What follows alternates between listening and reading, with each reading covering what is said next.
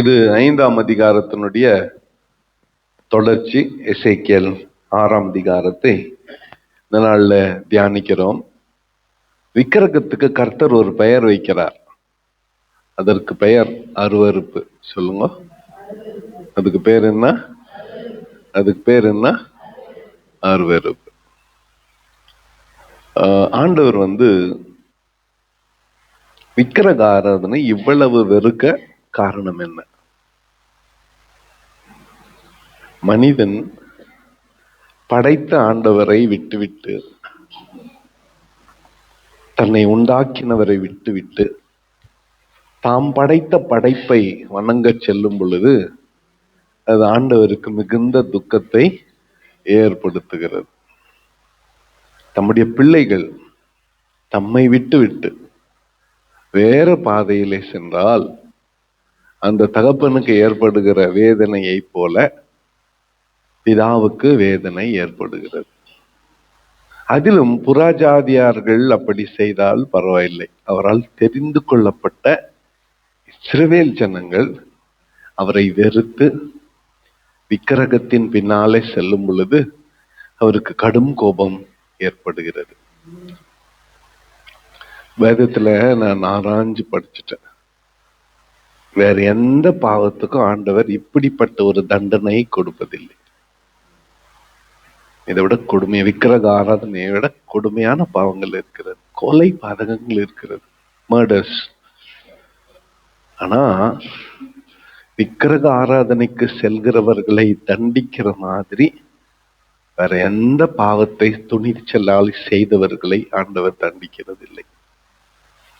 இதை மனதிலே வைத்துக்கொண்டு இந்த 6ஆம் அதிகாரத்துக்கு பார்க்கும் பொழுது, மனுபுத்திரனே, நீ இஸ்ரவேல் பர்வதங்களுக்கு நேராக உன் முகத்தை திருப்பி அவைகளுக்கு விரோதமாக தீர்க்கதரிசனம் உரைத்து சொல்ல வேண்டியது என்னவென்றால், தயவு செஞ்சு பயப்படாதீங்க.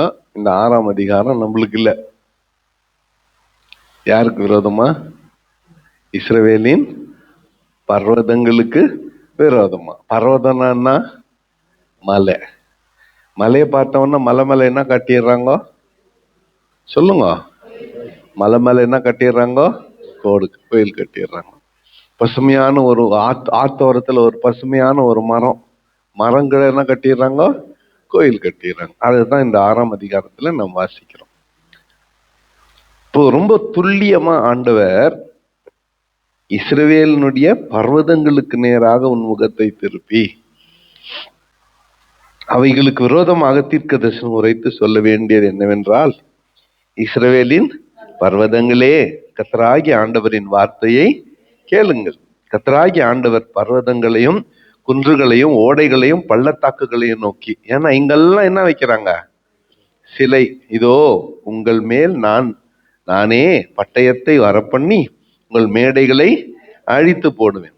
உங்கள் பலிபீடங்கள் பாழாக்கப்படும், உங்கள் சிலைகள் தகர்க்கப்படும், உங்களில் கொலையுண்கிறவர்களை உங்கள் நரகலான விக்கிரகங்களுக்கு முன்பாக விழ பண்ணுவேன்.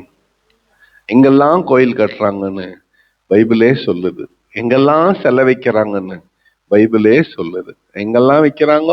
மலை மேல, குன்று மேல, ஆற்றோரத்துல, பள்ளத்தாக்குல. இங்கெல்லாம் சிலைகளை எழுப்பி இங்கெல்லாம் விக்கிரக ஆராதனை செய்கிறார்கள். நான் இஸ்ரவேல் புத்தருடைய பிரேதங்களை நரகலான விக்கிரகங்களின் முன்னே கடக்க பண்ணி உங்கள் பலிபீடங்களை சுற்றிலும் உங்கள் எலும்புகளை சிதற பண்ணுவேன். இந்த வேலையை செய்கிறவர்கள், இந்த விக்கிரகத்தை வணங்குகிறவர்களுக்கு மரண தண்டனை. உங்களை பட்டயத்தினால் வெட்டி உங்கள் பிரேதங்கள் அங்கே விழுந்து கிடக்கும்படியாய் செய்வேன். 7ஆம் வசனத்துக்கு வரும்பொழுது, கொலை செய்யப்பட்டவர்கள் உங்கள் நடுவில் விழுவார்கள், அப்பொழுது நான் கர்த்தர் என்று அறிந்து கொள்ளுங்கள். கொஞ்சம் கவனிங்க. கொலை செய்யக்கூடாது சொன்னது யாரு? சொல்லுங்க, யாரு? 10 கட்டளையில என்ன? கொலை செய்யாது இருப்பாயாக. ஒரு ஜீவன் போறது ஆண்டவருக்கு பிரியமே கிடையாது. ஆண்டவருக்கு பிரியமே கிடையாது. ஆண்டவர்கிட்ட தூக்கு தண்டனை கிடையாது. ஆண்டவர் யாரையும் மரண தண்டனைக்குள்ளாக தீர்க்க மாட்டார். ஆனா விக்கிரக ஆராதனையில போறவங்கள பட்டயத்துக்கு விட்டு விடுவார். சத்துருக்களுக்கு அவகாசம் ஒப்படைத்து விடுவார். ஆனா இதே ஆண்டவருக்கு தான் ரத்தம் சிந்துதல் பிரியம் இல்லை. இத பார்த்து பார்த்து பார்த்து பார்த்து பார்த்து இன்னும் எவ்வளவு நாள் தான் உங்களோடு போராடுறது, இவ்வளவு நாள் நீங்க செத்தது போதும், இனி நானே சிலுவையிலே உங்களுக்காக மரிக்கிறேன்னு இறங்கி வந்தார். ஆனா இந்த தீர்க்க தரிசனம் முழுசும் இஸ்ரவேலில இருக்கக்கூடிய பர்வதங்களுக்கு விரோதமா, மலைகளுக்கு விரோதமா, விக்கிரகங்களுக்கு விரோதமா, சிலைகளுக்கு விரோதமா, மேடைகளுக்கு விரோதமா. கர்த்தர் ஒரு பலியிடம் கட்டி எனக்கு பலி செலுத்தி என்னை தொழுது கொள்ளுங்கள்னு சொன்னா, இவங்க விக்கிரகங்களுக்கு பலியிடம் கட்டிட்டாங்க, தோப்புகளை உண்டாக்கிட்டாங்க சுத்தி. ஆண்டவருக்கு அது அருவருப்பாக மாறினது.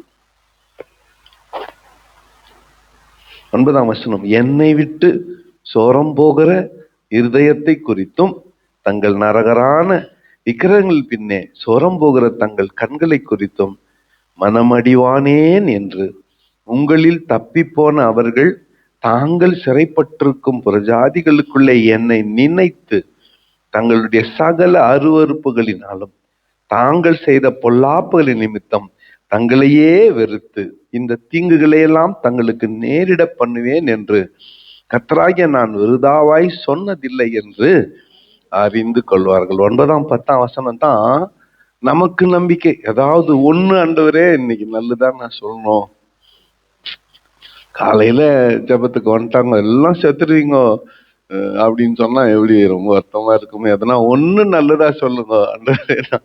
9ஆம் 10ஆம் வசனத்திலே பார்க்கிறோம். சோரம் போன, ஏமாந்து போன, கெட்டு போன ஒருவன் எப்படி கெட்டு போகிறான்னா, ஒருவன் எப்படி சோரம் போறான்னா, விக்கிரகத்துக்கு பின்னால போனாதான். எப்பதான் விக்கிரகத்துக்கு பின்னால போனாதான் சோரம் போகிறான்.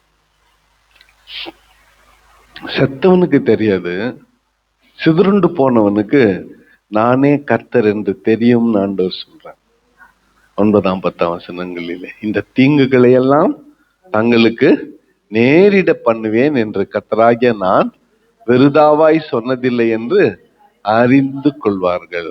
ஹல்லேலூயா. ஒரு அல்லேலூயா சொல்லுங்க. ஓகே.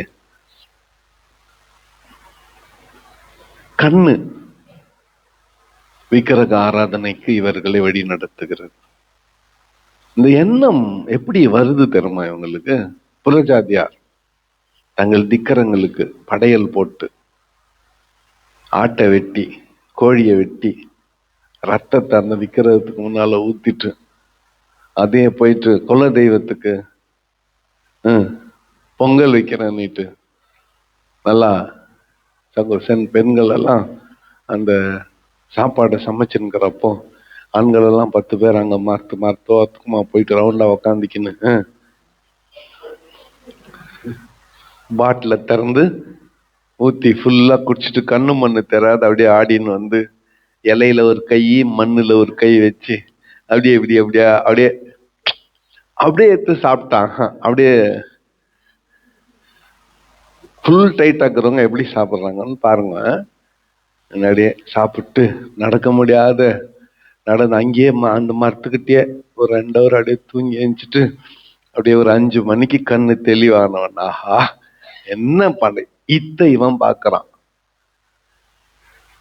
நல்லா கோட் சூட் போட்டுக்குன்னு கையை உறுதி நீர் நல்லவர் நீர் போதுமானவர்னு ஆராதிக்கிறத விட்டுட்டு இதைய பார்த்து பொறாமப்பட்டு இந்த கண்ணு காட்சியை பார்த்து பொறாமப்பட்டு சோரம் போய் விக்கிரகத்துக்கு பின்னால போறவங்க அப்படின்னு ஆண்டவர் சொல்றாங்க. எது ஆராதிக்கிற முறை? எது ஆராதிக்கிற முறை? டிக்னிட்டியோட டெக்கரமோட அப்படியே நல்லா கண்ணியமா ஆண்டவரை ஆராதிக்கிறத விட்டுட்டு இந்த மாதிரி விக்கிரகத்துக்கு பின்னால போய் உன்னுடைய மதிப்பை இழந்து, மரியாதை இழந்து, சோரம் போய் இந்த தீங்குகள் எல்லாம் உனக்கு வரும் பொழுது கர்த்தர் தான் இதை நேரிட பண்ணார் அப்படிங்கிற உணர்வு உனக்குன்னா ஏற்படும். கர்த்தராகிய ஆண்டவர் சொல்லுகிறது என்னவென்றால், நீ உன் கையில் அடித்து உன் காலால் தட்டி இஸ்ரவேல் வம்சத்தாருடைய சகல பொல்லாத அருவருப்புகளின் நிமித்தம் ஐயோ என்று சொல். அவர்கள் பட்டயத்தாலும் பஞ்சத்தாலும் கொள்ளை நோயாலும். இப்போ ஆண்டவர் ஒரு தீர்க்கதரிசிக்கு ஒரு கட்டளை கொடுக்கிறார். நீ பரிதபிக்க வேண்டும். நீ அந்த விக்கிரகங்களெல்லாம் உதைச்சி தள்ளிட்டு அந்த ஜனங்களை பார்த்து ஐயோ, மெய் தெய்வத்தை விட்டுவிட்டு இந்த விக்கிரகங்களுக்கு பின்னால போகிறீர்களே என்று பரிதபிக்க வேண்டும் என்று யாருக்கு சொல்றாரு? தீர்க்கதரிசிக்கு சொல்றாரு. யாருக்கு சொல்றாரு? தீர்க்கதரிசிக்கு சொல்றாரு. நாம நம்ம சமுதாயத்துக்கு, நம்ம வீட்டுக்கு, நம்ம குடும்பத்துக்கு, நம்ம வேலை செய்யற இடத்துக்கு நம்ம we are called to be prophets. தீர்க்கதரிசிகளாய் நாம் அழைக்கப்பட்டிருக்கிறோம். இந்த விக்கிரக ஆராதனை சம்பவிக்கும் போது நம்ம என்ன சொல்லணும்? நம்மளாம் யாருக்கும் தெரியாத ஒரு கூழ் பணம் தூக்கின்னு போயிடணும். அப்படிதானே? நம்மளும் கொஞ்சம் அப்படி போயிட்டு அப்படி எட்டி பார்த்துட்டு வந்துடணும். நாம பரிதபிக்க வேண்டும். ஐயோ, என் ஜனம், என் உறவு, என் ரத்தம் அறியாமையினாலே சோரம் போகிறதே என்று என்ன பண்ண ஒரு தீர்க்கதரிசிய? ஐயோ, ஐயோன்றது அது ஒரு செயல் சொல்.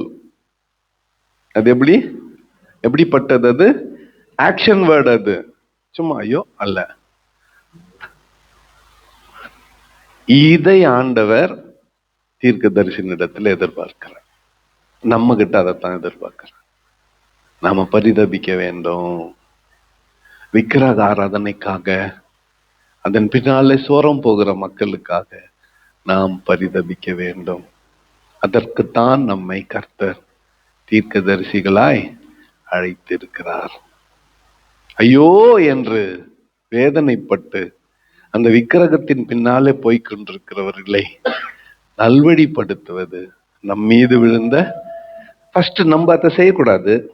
ரெண்டாவது, அப்படி செய்கிறவர்கள் சோரம் போகாதபடி நாம் அவர்களை ஆண்டவரிடமாய் வழி நடத்த வேண்டும். அல்லேலூயா. ஒரு அல்லேலூயா சொல்லுங்க. இன்னொரு 10 நாளைக்கு இப்படித்தான், அப்புறமா தான் முடிவு நல்லா இருக்கும். ஒன்றும் வருத்தப்படாதீங்க. ஆனா நமக்கு இந்த பர்வதங்களுக்கு விரோதமாய் சொல்லப்படுகிற இந்த தீர்க்க தரிசனத்துல நமக்கு ஒரு எச்சரிக்கை.